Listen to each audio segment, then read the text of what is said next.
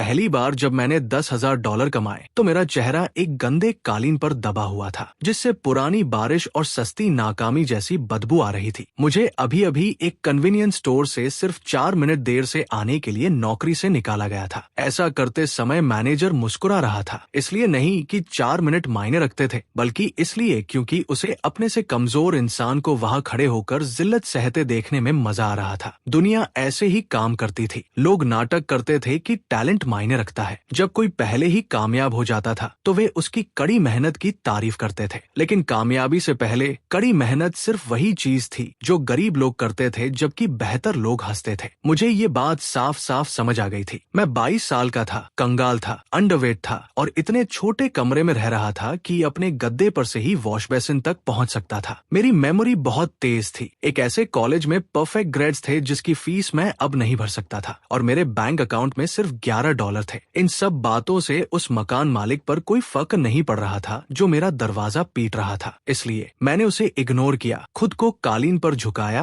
और एक पुशअप करने का फैसला किया। इसलिए नहीं कि मुझे यकीन था कि एक्सरसाइज मुझे बचा लेगी, मुझे बस ये साबित करना था कि मेरा खुद पर अब भी थोड़ा कंट्रोल है। मेरे पैसे चले गए थे, मेरी नौकरी चली गई थी, मेरी साख कभी थी ही नहीं, लेकिन मेरा शरीर मेरा था, भले ही वो कमजोर था। मेरे हाथ कांप रहे थे, मेरी छाती कालीन से छुई। मैंने ऊपर की तरफ जोर लगाया। मेरे दिमाग में एक साफ आवाज गूंजी, एक वैलिड पुशअप कंप्लीट हुआ, रिवॉर्ड $10,000। मैं ऊपर की पोजीशन में जंप सा गया। तभी मेरा फोन वाइब्रेट हुआ। मेरे बैंकिंग ऐप में नया बैलेंस $10,011 दिखा रहा था। ज्यादातर लोग चिल्ला पड़े होते, कुछ लोग रोने लगते, कोई बेवकूफ बिना सोचे समझे 100 पुशअप्स और कर डालता। मैंने ऐसा कुछ नहीं किया। मैं धीरे से नीचे झुका और दूसरा पुशअप कंप्लीट किया। वह आवाज फिर आई, एक वैलिड पुशअप कंप्लीट हुआ, रिवॉर्ड $10,000। मेरा बैलेंस $20,011 हो गया। वही वो मोमेंट था जब मेरी पुरानी जिंदगी खत्म हो गई। वही वो मोमेंट भी था जब मैंने सब लोगों से झूठ बोलना शुरू किया। मुझे चमत्कारों पर यकीन नहीं था। चमत्कार सिर्फ ऐसे सिस्टम होते हैं जिनके नियम अभी ढूंढे नहीं गए होते। इसलिए मैंने अगले 6 घंटे अपने इस सिस्टम को टेस्ट करने में बिताए। खराब फॉर्म के साथ पुशअप करने पर कुछ नहीं मिला, घुटनों के बल पुशअप करने पर $2,000 मिले, एक हाथ से कोशिश करने पर मेरा चेहरा कालीन से जा टकराया और कोई रिवॉर्ड नहीं मिला क्योंकि मैं फेल हो गया था। 30 सेकंड तक सबसे नीचे की पोजीशन में होल्ड करने पर एक छोटा सा एंड्योरेंस बोनस मिला। अपना बैकपैक पहनकर पुशअप करने पर पेमेंट डबल हो गई। जब मेरी मसल्स पूरी तरह थक चुकी थी, उसके बाद पुशअप करने पर रिवॉर्ड और बढ़ गया। फिर मैं शहर में 1 मील चला, रिवॉर्ड $1,00,000। मैं उसी स्पीड से दूसरा मील चला, रिवॉर्ड घटकर $98,000 हो गया। इंटरेस्टिंग, सिस्टम मुझे बिना सोचे समझे हमेशा एक ही चीज दोहराने के पैसे नहीं दे रहा था। ये असली सुधार, असली मेहनत और असली मुश्किल का रिवॉर्ड दे रहा था। आसान काम कम कीमती बन गया, कड़ा काम ज्यादा कीमती बन गया। मैं जितना ज्यादा स्ट्रॉन्ग बनता जाऊंगा, मुझे उतने ही ज्यादा डेंजर का सामना करना पड़ेगा। पैसे से भी ज्यादा इम्पोर्टेंट एक और रिवॉर्ड था। 1 घंटे की फोकस्ड फिजिकल ट्रेनिंग कंप्लीट हुई, परमानेंट इम्प्रूवमेंट अप्लाई हो गया, स्ट्रेंथ, स्टैमिना, लुक, हेल्थ। मैंने अपनी हड्डियों में एक गर्मी फैलती हुई महसूस की। मेरी सांसें और स्मूथ हो गई, मेरे कंधों का दर्द गायब हो गया। जब मैंने शीशे में देखा तो चेंज छोटा था लेकिन साफ दिख रहा था। मेरा पोस्चर ज्यादा सीधा था, मेरी स्किन ज्यादा साफ दिख रही थी, मेरी आंखें ज्यादा शार्प लग रही थी। सिस्टम सिर्फ मुझे स्ट्रॉन्ग बनने के पैसे नहीं दे रहा था, ये स्ट्रेंथ को एक ऐसी मशीन में बदल रहा था जो और ज्यादा स्ट्रेंथ पैदा कर रही थी। सूरज निकलने तक मैं 860,000 कमा चुका था। मैं 3 घंटे सोया, बिना किसी थकान के जागा और छत की तरफ देखकर मुस्कुराया। जिस मैनेजर ने मुझे नौकरी से निकाला था, उसे लगा था कि उसने मेरा फ्यूचर छीन लिया है। हकीकत में उसने मेरा आखिरी ध्यान भटकाने वाला जरिया खत्म कर दिया था। मुझे ट्रेन करने के लिए एक ऐसी जगह चाहिए थी जहां कोई मुझे डिस्टर्ब न करे, मेरी वीडियो न बनाए, मुझसे सवाल न पूछे या ये नोटिस न करे कि एक कंकाल कुछ और बनता जा रहा है। ये चीज मुझे शहर के सबसे सस्ते जिम में ले गई। ये एक लावारिस बॉलिंग एली के नीचे स्थित था और वहाँ एक टिमटिमाती हुई साइन, 2 टूटी हुई ट्रेडमिल, 3 पंचिंग बैग और इतनी जबरदस्त बदबू थी जिसे दुश्मन माना जा सकता था। मालिक मार्कस एक बहुत विशाल आदमी था जिसका सिर मुंडा हुआ था, एक घुटना खराब था और उसमें एक ऐसे इंसान की बेफिक्र कड़वाहट थी जिसने 20 साल कमजोर लोगों को गिव अप करते देखा था। जब मैंने एंट्री ली तो उसने मुझे ऊपर से नीचे तक देखा, फिर उसने मेरे पीछे देखा जैसे मेरा असली शरीर बाद में आने वाला हो। क्या तुम फ्री ट्रायल के लिए आए हो? उसने पूछा। नहीं, मुझे 30 दिनों के लिए ये बिल्डिंग लॉक चाहिए। वह इतना जोर से हंसा कि उसे काउंटर पकड़ना पड़ा। मैंने डेस्क पर $50,000 कैश रख दिए। उसकी हंसी रुक गई। वो पैसा बिल्डिंग के लिए नहीं था, वो खामोशी, फूड डिलीवरी और बिना किसी सवाल के किसी भी वक्त ट्रेनिंग करने के हक के लिए था। मार्कस ने नोटों की गड्डियों को देखा, फिर मुझे देखा, फिर वापस गड्डियों को देखा। लोग मानते हैं कि पैसा सोच बदल देता है। ऐसा नहीं है। पैसा ये जाहिर करता है कि इंसान का कौन सा हिस्सा पहले से बिकने का इंतजार कर रहा था। मार्कस ने कैश ले लिया। आधी रात को उसने बाहर से मेन गेट लॉक कर दिया। मैं लोहे के साथ अकेला था। पहले दिन ने मुझे लगभग मार ही डाला था। मैं तब तक भागा जब तक मेरे फेफड़े नहीं जलने लगे। मैंने तब तक वेट्स उठाए जब तक मेरे हाथ नहीं छिल गए। मैंने तब तक पुशअप्स किए जब तक फ्लोर हिलती हुई महसूस नहीं होने लगी। मैंने हैवी बैग पर तब तक पंच मारे जब तक मेरी कलाई में सूजन नहीं आ गई। हर घंटे सिस्टम मुझे परमानेंटली इम्प्रूव कर रहा था। हर कंप्लीट चैलेंज मुझे पैसे दे रहा था। हर बार पस्त होकर गिरने से अगली कोशिश की डिफिकल्टी बढ़ जाती थी। जब मैं खड़ा नहीं हो पाता था तो रेंगने लगता था। जब रेंगना भी मुमकिन नहीं होता तो प्लैंक होल्ड करता था। जब मेरी बॉडी ने आखिरकार रिस्पॉन्ड करना बंद कर दिया तो मैं स्क्वाट रैक के पास ही 43 मिनट के लिए सो गया। फिर मैं और भी स्ट्रांग होकर जागा। तीसरे दिन तक मैं बिना रुके 10 मील भाग सकता था। 5वें दिन तक मैं अपनी बॉडी वेट से डबल वेट बेंच प्रेस कर सकता था। 7वें दिन तक शीशे में मेरी परछाई अब जानी पहचानी नहीं लग रही थी। मेरे कंधे चौड़े हो चुके थे। मेरा चेहरा छरहरा हो गया था। आंखों के नीचे के काले घेरे गायब हो गए थे। हर मूवमेंट बिल्कुल सटीक महसूस हो रहा था। मैंने सिर्फ मसल्स गेन नहीं किए थे, मुझे अपनी बॉडी पर पूरा कंट्रोल मिल गया था। मैं हर टेंडन को खींचते हुए, हर सांस को अंदर जाते हुए और बैलेंस में होने वाले हर चेंज को होने से पहले ही महसूस कर सकता था। मार्कस हर सुबह खाना रखने के लिए दरवाजा खोलता था। शुरुआत में वो मेरा मजाक उड़ाता था। चौथे दिन उसने मजाक करना बंद कर दिया। 8वें दिन वह डबल खाना लेकर आया। 12वें दिन वह दरवाजे पर खड़ा होकर मुझे उस ट्रेडमिल पर स्प्रिंट करते हुए देखता रहा जो सालों से खराब पड़ी थी, क्योंकि मैंने रेस्ट इंटरवल के दौरान उसे ठीक कर दिया था। तुम नॉर्मल नहीं हो, उसने कहा। मैं दौड़ता रहा। नॉर्मल शब्द का इस्तेमाल कमजोर लोग तब करते हैं जब वे चाहते हैं कि दुनिया बदलना बंद कर दे। इसके बाद वह कुछ नहीं बोला। मैं अपने दिमाग में पूरे रिकॉर्ड्स रखता था। सिस्टम कुछ नया करने को प्रेफर करता था। ये रिस्क लेने पर रिवॉर्ड देता था। ये असली नियत पर रिएक्ट करता था। अगर मैं मुश्किल काम करने का नाटक करता तो कुछ नहीं होता था, लेकिन अगर मैं फेल होने का असली चांस क्रिएट करता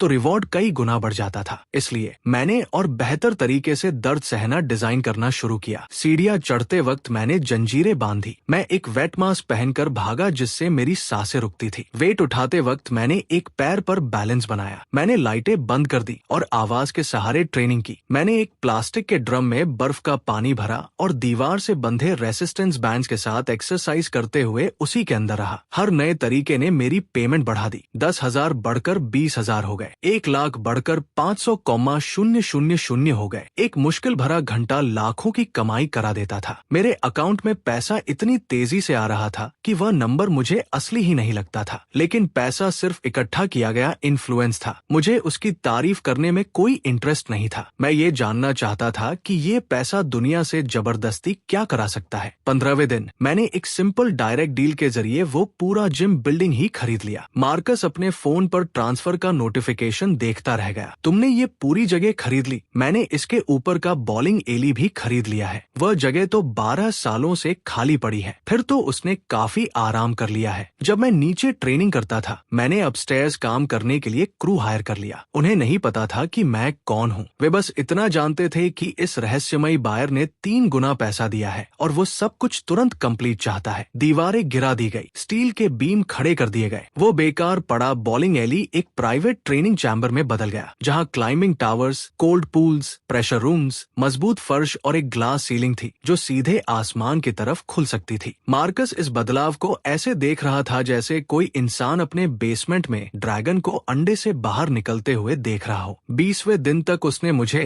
बॉस कहना शुरू कर दिया था। मैंने उसे ऐसा कहने से मना किया तो वह और भी ज्यादा बॉस बुलाने लगा। 23वें दिन सिस्टम ने मुझे मेरी पहली स्पेशल कंडीशन दी। ग्रोथ थ्रेशोल्ड पूरा हुआ। बेसिक रिपीटेशन रिवॉर्ड्स कम किए गए। अब वेरीफाइड अचीवमेंट के जरिए हाई रिवॉर्ड्स मिलेंगे। सजेस्टेड टारगेट्स, किसी सुपीरियर अपोनेंट को हराएं, कोई रिकॉग्नाइज रिकॉर्ड तोड़ें, किसी एक्सट्रीम फिजिकल इवेंट में सर्वाइव करें। मुझे इसकी उम्मीद थी। नॉर्मल पुशअप से अनलिमिटेड पैसा मिलना सहूलियत तो देता, लेकिन सहूलियत लोगों को कमजोर बना देती है। सिस्टम चाहता था कि चीजें और आगे बढ़ें। मैं भी यही चाहता था। मुझे खुद से ज्यादा स्ट्रॉन्ग अपोनेंट की जरूरत थी। मार्कस जानता था कि ऐसा बंदा कहाँ मिलेगा। कोल एक अनडिफीटेड प्रोफेशनल फाइटर था। शहर में हर कोई उसके साथ ऐसा ट्रीट करता था जैसे वो स्पॉन्सरशिप वाला कोई नेचुरल डिजास्टर हो। उसने 3 वेट कैटेगरीज में चैंपियनशिप जीती थी। उसने एक छोटे से हुक से एक आदमी का जबड़ा तोड़ दिया था जो ठीक से हिलता हुआ भी नहीं दिख रहा था। उसके पास स्पोर्ट्स कारें थी। शहर के बड़े बड़े स्क्रीन्स पर उसकी फोटो आती थी और उसमें ऐसा कॉन्फिडेंस था जो सिर्फ तब आता है जब हजारों लोगों ने तुम्हें किसी को चोट पहुंचाते देखने के लिए पैसे दिए हों। मार्कस ने मुझे कोल का एक वीडियो दिखाया जिसमें उसने एक चैलेंजर को सिर्फ 11 सेकंड में नॉकआउट कर दिया था। मैंने उसे 3 बार देखा। पहली बार मैंने उसकी स्पीड स्टडी की, दूसरी बार मैंने उसकी आदतें स्टडी की, तीसरी बार मैंने उसका घमंड स्टडी किया। हुक मारने से पहले उसका बायां कंधा ऊपर उठता था। जब उसे काउंटर अटैक की उम्मीद होती तो उसका वेट पीछे शिफ्ट हो जाता था। लेकिन सबसे इम्पोर्टेंट डिटेल ये थी कि वह जीतने के बाद क्या करता था। वो गिरे हुए अपोनेंट या रेफरी को नहीं बल्कि सबसे पास वाले कैमरे को देखता था। कोल जीत के लिए नहीं लड़ता था, वो गवाहों के लिए लड़ता था। इस बात ने उसे कंट्रोल करना आसान बना दिया। मैंने मार्कस से 12 सेकंड का एक वीडियो अपलोड करवाया। उस वीडियो में सिर्फ मेरे हाथ सस्ते ट्रेनिंग ग्लव्स बांधते हुए दिख रहे थे। मेरा चेहरा फ्रेम से बाहर था। आखिर में स्क्रीन पर टेक्स्ट आया, कोल मेरे जिम में 1 मिनट भी सरवाइव नहीं कर सकता। कोई गाली नहीं, कोई एक्सप्लेनेशन नहीं, कोई पहचान नहीं। 1 घंटे के अंदर वीडियो 20,000 बार शेयर हो चुका था। 3 घंटे के अंदर कोल का रिप्लाई आ गया। वह कैमरे के सामने हंसा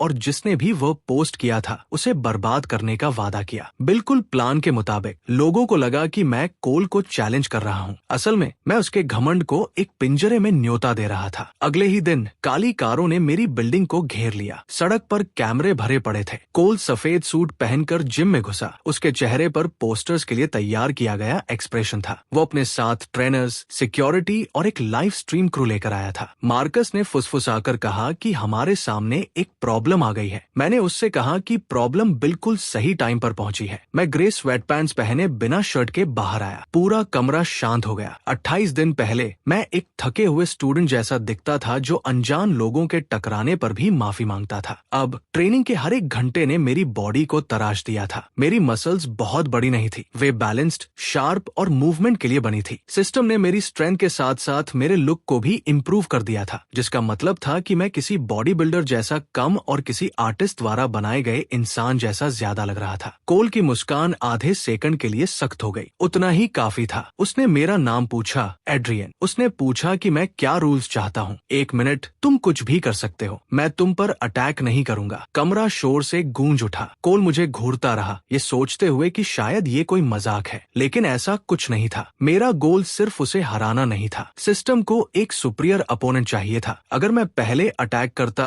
और उसकी एबिलिटी दिखाने से पहले ही फाइट खत्म कर देता तो शायद ये चैलेंज क्वालिफाई ना होता। मुझे दुनिया के सामने उसे उसकी फुल पावर में दिखाना था। मुझे उसे इतना गुस्सा दिलाना था कि वो अपना सब कुछ यूज कर ले। इसलिए मैंने एक लाइन और जोड़ी, अगर 1 मिनट खत्म होने पर तुम खड़े रहे तो मैं तुम्हें $10 मिलियन दूंगा। कोल ने अपना जैकेट उतारा। वह रीइंफोर्स्ड ट्रेनिंग केज में घुसा। मैं भी पीछे पीछे गया। टाइमर शुरू हुआ। कोल मिसाइल की तरह लपका। उसका पहला जबड़ा फाड़ने वाला पंच मेरे चेहरे के ठीक बगल से हवा को चीरता हुआ निकल गया। मैं सिर्फ 1 इंच हटा। उसका दूसरा पंच मेरे कंधे के ऊपर से निकल गया। मैं उसकी किक के अंदर घुसा, उसके पीछे घूमा और उसके मुड़ने से पहले वापस सेंटर में आ गया। मैंने उसे नहीं मारा। इसी बात ने चीजों को और बिगाड़ दिया। उसने फिर अटैक किया। मैंने हर पंच को बहुत कम डिस्टेंस से डॉज किया। मैं एक स्पिनिंग किक के नीचे झुका और जब तक वो घूम रहा था मैंने टाइमर चेक किया। मैं केज की दीवार पर चढ़ा, 2 कदम साइड में भागा और बिना हाथों का यूज किए उसके ऊपर से फ्लिप कर गया। क्राउड चिल्ला उठा। कोल का चेहरा बदल गया। परफॉर्मर गायब हो गया और एक असली फाइटर बाहर निकल आया। बहुत बढ़िया। उसने मुझे केज के पास फंसा लिया और वही छोटा सा लेफ्ट हुक मारा जिसने कई फाइटर्स का करियर खत्म कर दिया था। मैंने एक उंगली उठाई। उसका घूंसा मेरी उंगली के टिप से टकराया। इस इम्पैक्ट ने मेरे पैरों के नीचे के पैडेड फ्लोर को फाड़ दिया। मेरा हाथ टस से मस नहीं हुआ। कोल वहीं जम गया। वहां मौजूद हर इंसान हैरान रह गया। सिस्टम मेरे दिमाग में बजा। सुपीरियर ओपोनेंट का फुल पावर स्ट्राइक न्यूट्रलाइज हुआ। स्पेशल रिवॉर्ड मल्टीप्लायर एक्टिवेट हुआ। मैं फाइट वहीं खत्म कर सकता था। इसके बजाय मैंने टाइमर देखा। 8 सेकंड बचे थे। कोल दहाड़ा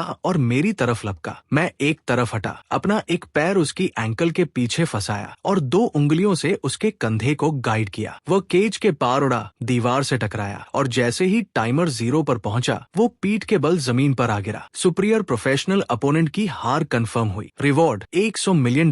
परमानेंट कॉम्बैट एडाप्टेशन अप्लाई हुआ। मेरी बॉडी फिर से बदल गई। बाहर से ये चेंज बहुत बारीक था, अंदर से ऐसा लगा जैसे किसी ने मेरी सीखी हुई हर बात को फिर से रिर्गनाइज कर दिया हो। कोल की टाइमिंग, प्रेशर, बैलेंस और इंस्टिंक्ट्स अब ऐसी इंफॉर्मेशन बन चुके थे जिसे मेरी मसल समझती थी। मैंने सिर्फ उसे हराया नहीं था, मैंने उस चैलेंज की पूरी वैल्यू को एब्जॉर्ब कर लिया था। सूरज ढलने से पहले लाइव स्ट्रीम 40 मिलियन व्यूअर्स तक पहुंच गई। अगली सुबह तक दुनिया ने मुझे एक नया टाइटल दे दिया। उन्होंने मुझे द घोस्ट एथलीट कहा, क्योंकि कोई भी कहीं भी मेरे कम्पीट करने का रिकॉर्ड नहीं ढूंढ पाया। मुझे वो नाम पसंद नहीं आया, लेकिन क्राउड द्वारा बनाए गए नाम काम के होते हैं। वे लोगों को ओनरशिप की फीलिंग देते हैं और लोग उस चीज को डिफेंड करते हैं जिसे उन्हें लगता है कि उन्होंने ढूंढा है। 3 दिन बाद कोल अकेला जिम वापस आया। उसने सफेद सूट नहीं पहना था, वो कैमरे नहीं लाया था। वो मेरे सामने खड़ा था जब मैं छत के किनारे हैंडस्टैंड पुशअप्स कर रहा था। उसने पूछा कि मैंने ये कैसे किया। मैंने उसे सच बताया, मैंने ट्रेनिंग की थी। उसे वह जवाब पसंद नहीं आया क्योंकि वह ईमानदार भी था और नामुमकिन भी। फिर उसने रीमैच की मांग की। मैं छत से नीचे कूदा, हवा में एक बार घूमा और उसके बगल में लैंड हुआ। नहीं, उसका जबड़ा सख्त हो गया। तुम्हें डर है कि मैं तुम्हें समझ जाऊंगा? मैं तुम्हें पहले ही समझ चुका हूँ। मैंने समझाया कि उसने ऐसे कमरों में सबसे स्ट्रॉन्ग इंसान बनने में सालों बिताए हैं जो फाइटिंग के लिए बने थे। मैं किसी भी कमरे में सबसे स्ट्रॉन्ग इंसान बन रहा था। कोल को मुझ पर अटैक करना चाहिए था, इसके बजाय उसने पूछा कि क्या वह मेरे जिम में ट्रेनिंग कर सकता है। यही वो मोमेंट था जब मुझे एहसास हुआ कि जीत 2 बार पे कर सकती है, एक बार सिस्टम के जरिए और एक बार वफादारी के जरिए। मैंने उसे रुकने की परमिशन दे दी, लेकिन एक रूल रखा, वो जब चाहे मुझे चैलेंज कर सकता है और अगर वो कभी जीता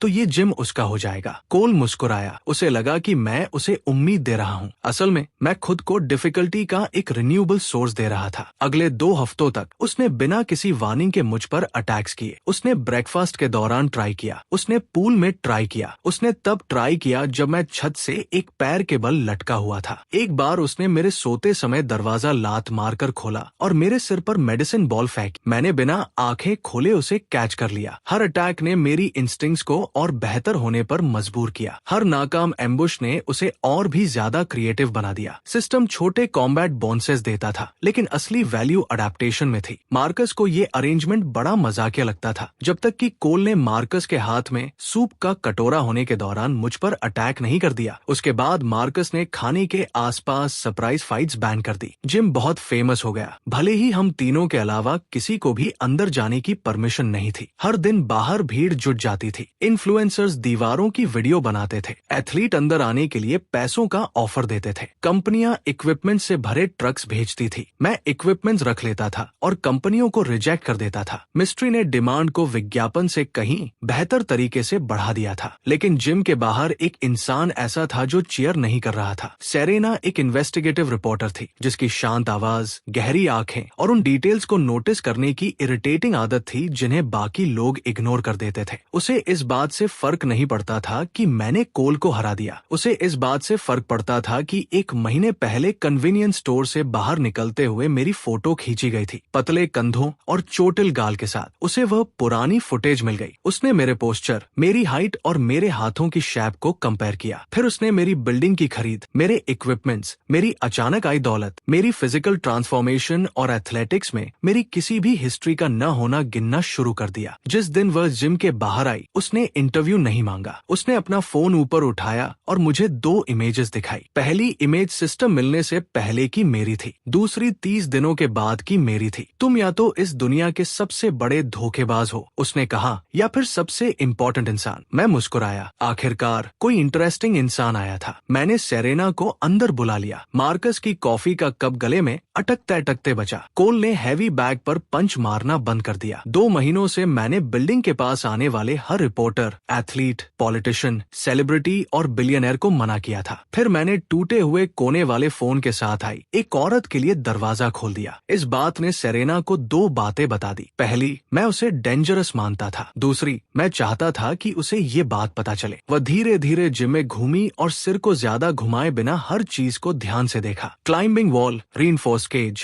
कोल्ड पूल और छत से लटके हुए वेट केबल्स। उसने फर्श के उन हिस्सों को नोटिस किया जहां हमारे रीमैच के दौरान कोल गिरा था। उसने सिक्योरिटी सिक्योरिटी कैमरे भी नोटिस किए। मैंने वे कैमरे उसके पहले आर्टिकल के बाद लगवाए थे, पेस पैसियों को रिकॉर्ड करने के लिए नहीं बल्कि खुद को रिकॉर्ड करने के लिए। अगर सिस्टम वेरीफाइड अचीवमेंट्स पर रिवॉर्ड देता था तो सबूत मायने रखते थे। एक प्राइवेट चमत्कार सिर्फ एक एक्सरसाइज था, एक डॉक्यूमेंटेड चमत्कार हिस्ट्री बन जाता था। सेरेना ने पूछा कि मेरे पास कितना पैसा है। मुझे नहीं पता, वो जवाब घमंडी लगता है लेकिन वो सटीक है। उसने पूछा कि मैंने इतनी तेजी से अपनी बॉडी कैसे बदली। ट्रेनिंग। उसने पूछा कि क्या इसमें ड्रग्स शामिल थे। नहीं। उसने पूछा कि क्या कोल के साथ मेरी फाइट पहले से फिक्स थी। कोल ने हैवी बैग पर इतनी जोर से मुक्का मारा कि वह चेन से उखड़ कर गिर गया। सेरेना ने फर्श पर पड़े बैग को देखा, फिर उसने मुझे देखा। मैं मान लेती हूँ कि इसका मतलब नहीं, वो चालाक थी, लेकिन चालाक लोगों में अक्सर एक कमजोरी होती है, वे मानते हैं कि हर रहस्य सुलझना चाहता है। इस सोच ने उन्हें प्रेडिक्टेबल बना दिया। सेरेना किसी नामुमकिन पैटर्न से मुंह नहीं मोड़ सकती थी। वो उसका पीछा करती भले ही मैं उसे किसी डेंजरस जगह ले जाता। इसलिए मैंने उसे एक टेस्ट का ऑफर दिया। सिटी मैराथन में 12 दिन बाकी थे। कोर्स रिकॉर्ड 16 सालों से कायम था। मैंने सेरेना से कहा कि मैं professional shoes, nutrition teams, pace runners या प्राइवेट कोचिंग के बिना इसे तोड़ दूंगा। उसने पूछा कि मैं उसे चेतावनी क्यों दे रहा हूँ। क्योंकि जब मैं ये करूंगा तो मैं चाहता हूँ कि मुझे एक्सपोज करने के लिए सबसे ज्यादा जिद्दी इंसान फिनिश लाइन पर खड़ा रहे। उसकी आंखें सिकुड़ गई। उसे लगा कि मैं शोव कर रहा हूँ, मैं एक ट्रैप सेट कर रहा था। सिस्टम ने मेरे नॉर्मल रनिंग रिवॉर्ड को पहले ही कम कर दिया था। 10 मील भागने पर जहाँ पहले लगभग 1 मिलियन मिलते थे, अब एक वेट पुशअप से भी कम मिल रहे थे। मुझे एक रिकॉग्नाइज रिकॉर्ड की जरूरत थी, लेकिन सिर्फ तेज भागना काफी नहीं था। मैं एक ही इवेंट में 3 अलग अलग अचीवमेंट चाहता था। मैराथन का रिकॉर्ड तोड़ना, नुकसान से शुरुआत करने के बाद जीतना और रेस के दौरान एक एक्सट्रीम स्ट्रेंथ चैलेंज पूरा करना। 12 दिनों तक मैंने सेरेना को अपनी ट्रेनिंग देखने दी। वह ट्रैप की पहली लेयर थी। जब भी वो मौजूद होती मैं धीरे भागता था। मैंने अपने दाहिने पैर की अकड़न को बढ़ा चढ़ाकर दिखाया। लंबे गैप के बाद मैंने अपनी सांसों को तेज होने दिया, यहाँ तक कि मैंने स्पारिंग सेशन के दौरान कोल को मुझे नीचे गिराने दिया। जब मुझे दिख रहा था कि सेरेना ग्लास बालकनी से देख रही थी, कोल तुरंत समझ गया। वो चालाक नहीं था, लेकिन वो धोखे को ऐसे पहचानता था जैसे शार्क खून को पहचानती है। उसने मुझे जरूरत से ज्यादा तेज मारा और जब मैं नीचे पड़ा रहा तो वह मुस्कुराया। सेरेना इस यकीन के साथ जिम से गई कि मैं अपनी लिमिट तक पहुंच चुका हूं। फिर उसने एक आर्टिकल पब्लिश किया जिसमें प्रेडिक्ट किया गया कि मैं फेल हो जाऊंगा। वह दूसरी लेयर थी। पब्लिक डाउट ने डिफिकल्टी को बढ़ा दिया क्योंकि अब साख चैलेंज का हिस्सा बन चुकी थी। लाखों लोग अब मेरे ढह जाने की उम्मीद कर रहे थे। हर स्पोर्ट्स कमेंटेटर ने कोल के साथ मेरी फाइट को रिप्ले किया और उसे एक तुक्का कहा। रिटायर्ड रनर्स ने कहा कि मसल्स मेरे एंड्योरेंस को खत्म कर देंगे। जिन डॉक्टर्स ने कभी मेरी जांच नहीं की थी वे समझा रहे थे कि मेरी बॉडी इस पेस में सरवाइव क्यों नहीं कर सकती। मैंने अपनी पीठ पर कोल को खड़ा करके पुशअप्स करते हुए हर प्रेडिक्शन को सुना। मजाक उड़ाना मेरे लिए एक काम का ईंधन था। आखिरकार दुनिया ने मुझे बिना जाने पैसे देना सीख लिया था। रेस के दिन 80,000 लोग सड़कों पर भरे हुए थे। मैं एक डिस्काउंट स्टोर से खरीदे गए ब्लैक शॉर्ट्स, एक प्लेन शर्ट और सस्ते स्नीकर्स पहनकर पहुंचा। एलीट रनर्स मुझे ऐसे घूर रहे थे जैसे मैं कोई ऐसा एक्टर हूं जो भटक कर गलत सेट पर आ गया हो। सेरेना स्टार्टिंग एरिया के पास इंतजार कर रही थी। उसने मेरे दाहिने घुटने के आसपास एक हल्का ब्रेस देखा और वह लगभग निराश लग रही थी। तुम्हें सच में चोट लगी है? उसने कहा। नहीं, मैंने ब्रेस हटा दिया। उसके नीचे मेरे पैर से बंधा हुआ 50 पाउंड का स्टील का वेट था। आसपास खड़ी भीड़ शांत हो गई। तभी कोल एक और वेट उठाकर आगे आया। मैंने उसे अपने बाएं पैर से बांध लिया। सेरेना के एक्सप्रेशन बदल गए। यही वो मोमेंट था जब वह पहला धोखा समझ पाई। मैं ट्रेनिंग के दौरान किसी चोट को नहीं छिपा रहा था। मैं अपने कपड़ों के नीचे रेसिस्टेंस वेट्स छिपा रहा था। मैंने नोटिस किए गए हर एक कदम की ट्रेनिंग 100 पाउंड का वजन उठाकर की थी। स्टार्टिंग सिग्नल गूंज उठा। मैंने एलिट ग्रुप को अपने आगे गायब हो जाने दिया। पहले मील के लिए मैं एक नॉर्मल स्पीड से भागा। लोग हंसे। तीसरे मील तक मैं सीरियस कंपीटिटर्स के बीच लगभग सबसे आखिरी में था। अनाउंसर्स ने मेरे चैलेंज को पब्लिसिटी स्टंट कहा। सोशल मीडिया मेरे पीछे छूट जाने के क्लिप से भर गया। सेरेना एक ब्रॉडकास्ट व्हीकल में पीछे पीछे आ रही थी और दूरबीन से मेरी चाल को देख रही थी। मैं उसकी आंखों के पीछे चल रही कैलकुलेशंस को लगभग देख सकता था। फिर हम पहले पुल पर पहुंचे। कोर्स के बगल में लगी एक कंस्ट्रक्शन क्रेन ने एक स्टील बीम को होल्ड कर रखा था जिसे रेस के बाद इंस्टॉल किया जाना था। उस सुबह पहले ही मार्कस ने बंद लेन के पास बीम को नीचे उतरवाने का इंतजार करवा दिया था। कोई पेपर वर्क की ट्रिक नहीं, कोई छिपा हुआ रूल नहीं, बस 10,000 पाउंड की एक चीज सबके सामने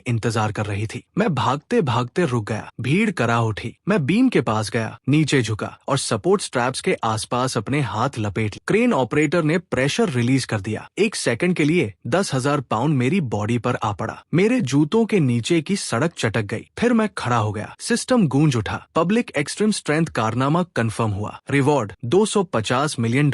परमानेंट स्ट्रेंथ बढ़ोतरी अप्लाई हुई। मैंने उस बीम को अपने सिर के ऊपर उठाए रखा जबकि लीड रनर्स पुल के दूसरे छोर को क्रॉस कर रहे थे। कैमरों ने जूम इन किया। मैं सेरेना की गाड़ी की तरफ मुड़ा और मुस्कुराया। फिर मैंने बीम को नीचे रखा, अपने पैरों से वेट्स हटाए और सच में भागना शुरू कर दिया। इसका असर बहुत अनोखा था। हफ्तों की रेसिस्टेंस ट्रेनिंग के बाद मेरे पैर वजनहीन महसूस हो रहे थे। मैंने पुल को इतनी तेजी से क्रॉस किया कि कैमरा मोटरसाइकिल भी बराबरी नहीं कर सकी। मैं नॉर्मल रनर्स को ऐसे पीछे छोड़ रहा था जैसे वे चुपचाप खड़े हों। मैंने 10वें मील से पहले ट्रेंड कंपिटिटर्स को पीछे छोड़ दिया। जैसे ही स्ट्रेंथ रिवॉर्ड्स मेरी बॉडी में सेटल हुए, हर कदम और लंबा और स्मूथ तथा और भी पावरफुल होता गया। 15वें मील तक मुझे लीड ग्रुप दिखने लगा था। 18वें मील तक वे अपने पीछे चिल्लाती हुई भीड़ को सुन सकते थे। 20वें मील तक मैंने उन्हें पीछे छोड़ दिया। मैं थका हुआ नहीं लग रहा था, मैं दूरी से चिढ़ा हुआ लग रहा था। आखिरी 6 मील मेरे और घड़ी के बीच की दौड़ बन गए। पुलिस की गाड़ियों ने रास्ता साफ कर दिया। ऊपर हेलीकॉप्टर पीछे पीछे चल रहे थे। पूरा शहर उस काले बालों वाले अनजान इंसान को देख रहा था जिसने एक स्टील बीम उठाया था, 100 पाउंड के वेट्स फेंक दिए थे और एक मैराथन को स्प्रिंट में बदल दिया था। सेरेना मुझसे पहले फिनिश लाइन पर पहुंच गई। जैसे ही नंबर बदले, वो घड़ी के बगल में खड़ी थी। मैंने रिकॉर्ड को पूरी तरह तोड़ते हुए काफी समय रहते रेस क्रॉस कर ली। रिकॉग्नाइज्ड एंड्योरेंस रिकॉर्ड टूटा। Reward $500 million. परमानेंट स्टैमिना बढ़ोतरी अप्लाई हुई। गंभीर नुकसान के बावजूद पब्लिक अचीवमेंट कंफर्म हुआ। Bonus reward $300 million.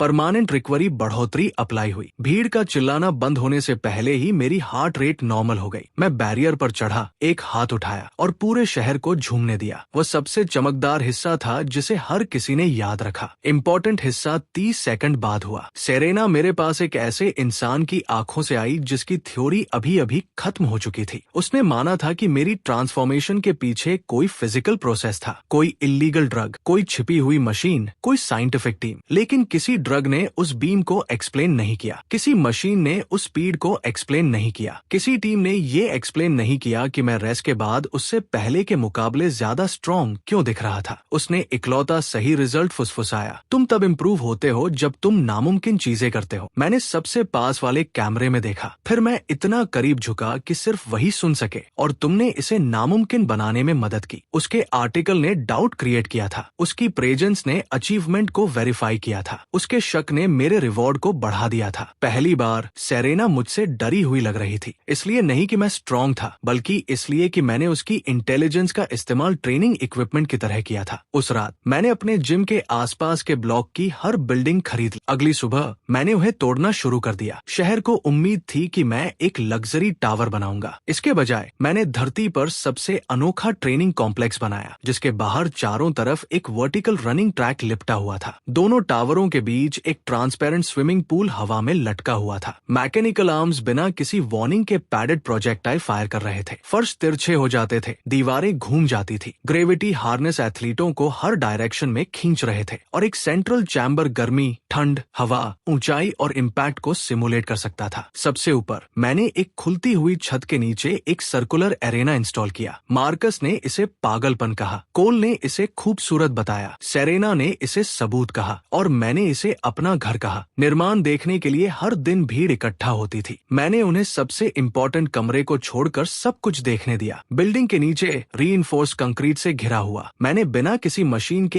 एक सिंपल सा ब्लैक चैम्बर बनाया। वही वो जगह थी जहां मैं सोचता था फिजिकल पावर सिर्फ तभी काम की होती है जब उसे कंट्रोल करने वाला दिमाग आगे रहे। सिस्टम ने मेरी हेल्थ और मेरी बॉडी को इम्प्रूव किया था, लेकिन वह मेरे लिए फैसले नहीं लेता था। यही मेरा फायदा था। अगर यही एबिलिटी किसी और को मिलती तो वो शायद एक चैंपियन, एक सेलिब्रिटी या कारों से घिरा कोई अमीर बेवकूफ बन जाता। मैं कुछ इससे भी बड़ा चाहता था। दुनिया को ऐसे लोग कंट्रोल कर रहे थे जिन्हें फिजिकली या मेंटली कभी टेस्ट ही नहीं किया गया था। उन्हें विरासत में पैसा, इन्फ्लुएंस और प्रोटेक्शन मिला था। वे दूसरों को खतरे में भेजते थे और खुद को लीडर्स कहते थे, क्योंकि खतरा कभी उनके दरवाजे तक पहुंचता ही नहीं था। मेरा इरादा इसे बदलने का था, भाषणों से नहीं बल्कि स्टैंडर्ड से। मैंने द सेंशन नाम से एक पब्लिक एक चैलेंज का अनाउंसमेंट किया। टावर में कोई भी एंट्री ले सकता था। जो भी सबसे ऊपर पहुंचेगा उसे $10 मिलियन मिलेंगे और एरेना में मुझे चैलेंज करने का हक मिलेगा। इसमें नाम मात्र का भी कोई फॉर्म नहीं था, कोई सीक्रेट ट्रिक नहीं थी और कोई कॉम्प्लेक्स रूल्स नहीं थे। चैलेंज पूरी तरह फिजिकल था। भागो, चढ़ो, सहो और आगे बढ़ते रहो। शनिवार को टावर खोला गया। 10,000 लोग आए। 9,000 लोग तीसरे लेवल से पहले ही हार मान गए। पहला फर्श बिना किसी वार्निंग के तिरछा हो जाता था। दूसरे फर्श पर जमा देने वाली बारिश की बौछारें होती थी। तीसरे फर्श पर भारी बैग उठाकर हिलते हुए प्लेटफॉर्म्स को क्रॉस करना पड़ता था। उसके ऊपर रस्सी से चढ़ना, हीट चैम्बर्स, बैलेंस बीम्स और एक ऐसी सीढ़ी थी जो लोगों के चढ़ते समय अपनी डायरेक्शन बदल देती थी। मैं सबसे ऊपर से देख रहा था। ज्यादातर पार्टिसिपेंट्स मुझे कोस रहे थे। कुछ रोए तो कुछ हंसे और आगे बढ़ते रहे। वे वही लोग थे जो मुझे याद रहे। कोल ने मुझे बिना बताए एंट्री ली थी। एक आंख के ऊपर से खून बहते हुए और एक जूता गायब होने के बावजूद वो 6 घंटे बाद एरेना में पहुंचा। ऑनलाइन देख रही भीड़ तब झूम उठी जब उसने आखिरी दरवाजे से कदम बाहर निकाला। वो पहला फिनिशर बनने के नाते मुझसे पहले ही लाखों कमा चुका था, लेकिन उसे पैसों की कोई परवाह नहीं थी। उसने एरेना के सेंटर की तरफ इशारा किया। मैं आगे बढ़ा। हमारा रीमैच 47 सेकंड तक चला। वह पहले से ज्यादा तेज था और ज्यादा समझदार भी। मेरे बगल में ट्रेनिंग करने ने उसे बदल दिया था। उसने कंधे का वो मूवमेंट फेक किया जिसका यूज मैं कभी उसके हुक को रीड करने के लिए करता था। उसने अपना लेवल बदला और लगभग मेरे हाथ को फंसा ही लिया था। मैंने फर्श पर एक हाथ रखा और कंपास की सुई की तरह उसके चारों तरफ घूमकर खुद को बचाया। फाइट के बीच में ही वो हंस पड़ा। फिर मैंने उसकी माथे पर एक हल्की सी चुटकी मारी। उस कंट्रोल फोर्स ने उसे जमीन से ऊपर उठा दिया और वह फिसलते हुए एरेना के पार चला गया। वो किनारे पर रुका, छत को घूरने लगा और भी जोर जोर से हंसने लगा। सिस्टम ने मुझे एक इम्प्रूव्ड राइवल को हराने के लिए रिवॉर्ड दिया। कोल को पैसों से भी ज्यादा कीमती चीज मिली थी। इस बात का सबूत कि उसकी लिमिट्स अब आगे खिसक चुकी थी। द एसेंशन पूरी दुनिया का एक जुनून बन गया। लोग सिर्फ इसमें अटेम्प्ट करने के लिए ट्रेनिंग करने लगे। स्कूलों ने इसके सेफ वर्जन्स कॉपी किए। एथलीट सबसे तेज रास्ते पर बहस करते थे। देखने वालों ने अजनबी लोगों को थकान की लिमिट से परे जाते देखा और पाया कि जिल्लत से ज्यादा हिम्मत देखना एंटरटेनिंग होता है। मैंने एंट्री के लिए कोई चार्ज नहीं लिया। इस बात ने सबको उलझन में डाल दिया। वे समझ ही नहीं पा रहे थे कि एक टावर पर अरबों खर्च करने वाला इंसान पैसे क्यों बांट रहा है। सेरेना समझ गई थी। द एसेंशन कोई बिजनेस नहीं था, ये एक फिल्टर था। एंट्री लेने वाला हर इंसान ये दिखाता था कि वो डर, दर्द, नाकामी और लालच को कैसे हैंडल करता है। मैं इंसानी इच्छा शक्ति का एक नक्शा बना रहा था। इस टावर ने मुझे दिखाया कि जब कोई नहीं देख रहा होता तब कौन हार मानता है, जब कोई शॉर्टकट दिखता है तब कौन चीटिंग करता है, टाइम खराब होने के बावजूद कौन अनजान लोगों की मदद करता है और जीत को करीब देखकर कौन जालिम बन जाता है। मैं 6 घंटे के प्रेशर में किसी इंसान के बारे में उतना जान सकता था जितना कोई कंपनी 6 साल के इंटरव्यूज में भी नहीं जान सकती थी। सेरेना ने उस ब्लैक चैम्बर में मेरा सामना किया। तुम लोगों को सेलेक्ट कर रहे हो? हाँ, किस लिए? मैंने अभी ये तय नहीं किया है कि मुझे दुनिया का कितना हिस्सा चाहिए। वह देर तक मुझे घूरती रही, फिर वह हल्का सा मुस्कुराई। वह कोई दोस्ताना मुस्कान नहीं थी। ये उस इंसान का एक्सप्रेशन था जिसने भूल भुलैया के सेंटर को ढूंढ लिया हो और पाया हो कि मॉन्स्टर वहीं उसका इंतजार कर रहा था। उसने मेरे फाइनेंसेस, मेरी खरीदारियों और मेरे पास्ट की और भी आक्रामक तरीके से जांच पड़ताल करना शुरू कर दिया। मैंने उसे ऐसा करने दिया। हर अच्छे अपोनेंट को इस विश्वास की जरूरत होती थी कि प्रोग्रेस मुमकिन है। इस बीच सिस्टम ने और भी बड़े चैलेंजेस की मांग की। मेरे बेसिक रिवॉर्ड्स फिर से घट गए थे। एक वर्ल्ड रिकॉर्ड स्प्रिंट पर मुझे मेरी पहली प्रोफेशनल फाइट से भी कम पैसे मिल रहे थे। मैसेज साफ था, मुझे ऐसे डेंजर की जरूरत थी जिसकी रिहर्सल न की जा सके। इसलिए मैंने अनाउंसमेंट किया कि मैं बिना किसी नाव के अटलांटिक ओशन पार करूंगा। इंटरनेट ने 2 दिनों तक इस बात पर बहस की कि क्या मेरा मतलब तैरने से था। मेरा मतलब तैरना नहीं था, मेरा मतलब भागना था। मेरे इंजीनियर्स ने खाने की मेज के साइज के तैरते हुए प्लेटफॉर्म्स बनाए और उन्हें कोस्ट के पास एक पतले टेस्ट सेक्शन में फैला दिया। हर प्लेटफॉर्म पर पैर रखते ही वो डूब जाता था। आगे बढ़ते रहने के लिए मुझे पिछले प्लेटफॉर्म के लहरों के नीचे गायब होने से पहले लैंड करना, छलांग लगाना और अगले तक पहुंचना होता। समंदर के ऊपर यह नामुमकिन था, इसीलिए मुझे सिर्फ शुरुआत के कुछ प्लेटफॉर्म्स की ही जरूरत थी। पब्लिक ने माना कि मैं स्पीड का कोई चमत्कार अटेम्प्ट कर रहा हूँ। सेरेना ने माना कि मेरे पास पानी के नीचे छिपा हुआ कोई सपोर्ट है। कोल ने माना कि आखिरकार मेरा दिमाग खराब हो गया है। मार्कस ने पूछा कि क्या उसे रेस्क्यू बोट तैयार रखनी चाहिए। मैंने उससे कहा कि 3 रेस्क्यू बोट्स तैयार रखे। सूरज सूरज निकलने पर मैं लाखों लाइव व्यूअर्स के सामने बीच पर खड़ा था। हॉरिजन पर तूफानी बादल छाए हुए थे। लहरें पहले प्लेटफॉर्म से इतनी तेज टकराई कि उसका एक कोना ऊपर की तरफ पलट गया। मैंने भागना शुरू कर दिया। पहले 10 प्लेटफॉर्म्स आसान महसूस हुए, अगले 10 बुरी तरह हिल रहे थे। 30वें तक मैं किनारे से सैकड़ों यार्ड दूर आ चुका था और काले पानी के ऊपर स्प्रिंट कर रहा था, जबकि रास्ता मेरे पीछे गायब होता जा रहा था। सिस्टम ने चैलेंज को पहचान लिया। ओपन वाटर में extreme unstable surface sprint confirm हुआ। डिफिकल्टी मल्टीप्लायर बढ़ रहा है। हवा और तेज हो गई। मैंने अपनी स्पीड बढ़ा दी। 50वें प्लेटफॉर्म पर मेरे पीछे समंदर में बिजली कड़की।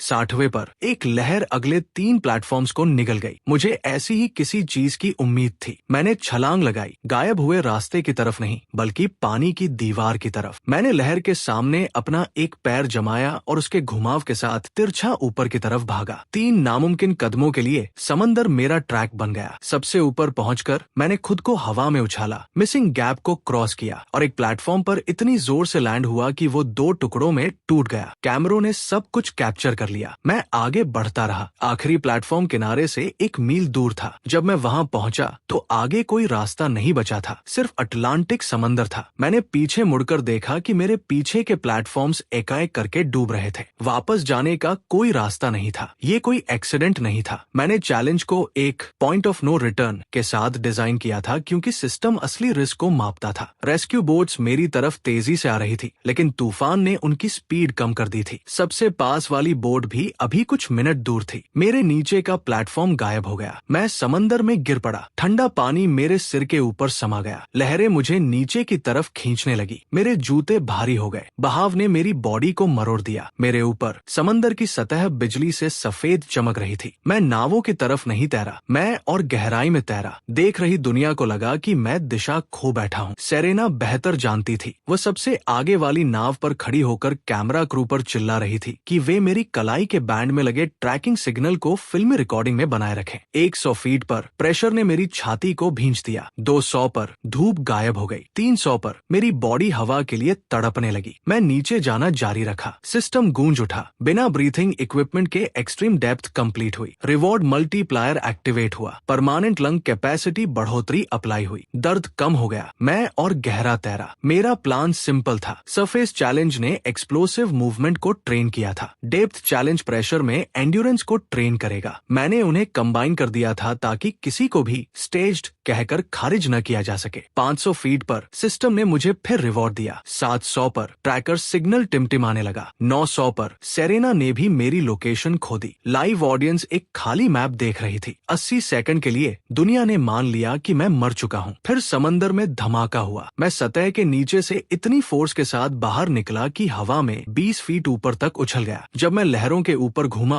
तो मेरी बॉडी से पानी बह रहा था। मैं रेस्क्यू बोट के अगले हिस्से पर खड़ा होकर लैंड हुआ। मार्कस बेहोश हो गया। कोल हंसी के मारे चिल्ला उठा। सेरेना ने इनमें से कुछ नहीं किया। उसने मेरी छाती को एक बार धीरे से ऊपर उठते देखा, जैसे मैं बस एक छोटी सी वॉक करके आया हूँ। Extreme open water survival confirm हुआ। Reward $1 billion. Permanent aquatic adaptation apply हुआ। Combined challenge bonus $3 billion. मैंने सबसे पास वाले कैमरे में देखा और अपनी आंखों से गीले बालों को हटाया। अगली बार मैंने कहा, समंदर को और बड़ा बनाना। बोट के किनारे पहुंचने से पहले ही वो लाइन पूरी दुनिया में फैल गई। इसने ग्रांट का ध्यान भी अट्रैक्ट किया। ग्रांट पहला ऐसा अमीर आदमी था जिससे मैं मिला जो पैसों को कोई चीज नहीं समझता था। वो उसे मौसम की तरह समझता था। उसके पास एनर्जी कंपनियां, media network, private arena, aircrafts, islands और इतना इन्फ्लुएंस था कि उसके मजाक खत्म करने से पहले ही फेमस लोग हंसने लगते थे। उसने ये ढूंढकर अपना साम्राज्य बनाया था कि हर कोई क्या चाहता है और फिर उनके और उस चीज के बीच खड़ा हो जाता था। उसने मुझसे मिलने की गुजारिश नहीं की। उसने मेरे टावर के सामने वाली बिल्डिंग खरीद ली, उसकी छत हटवाई और मेरे टॉप फ्लोर एरेना के सामने एक विशाल कुर्सी लगवा ली। फिर वो सूरज ढलने पर वहां बैठकर चाय पीने लगा और मेरे नोटिस करने का इंतजार करने लगा। मैंने तुरंत नोटिस कर लिया। मैंने उसे 3 घंटे इंतजार करवाया। जब मैं आखिरकार सड़क पार करके गया तो मैंने लिफ्ट का इस्तेमाल नहीं किया। मैं अपनी छत छत से कूदा, एवेन्यू को पार किया और उसकी चाय की एक भी बूंद छलकाए बिना उसकी कुर्सी के बगल में लैंड हो गया। ग्रांट ने मेरी तरफ ऊपर देखा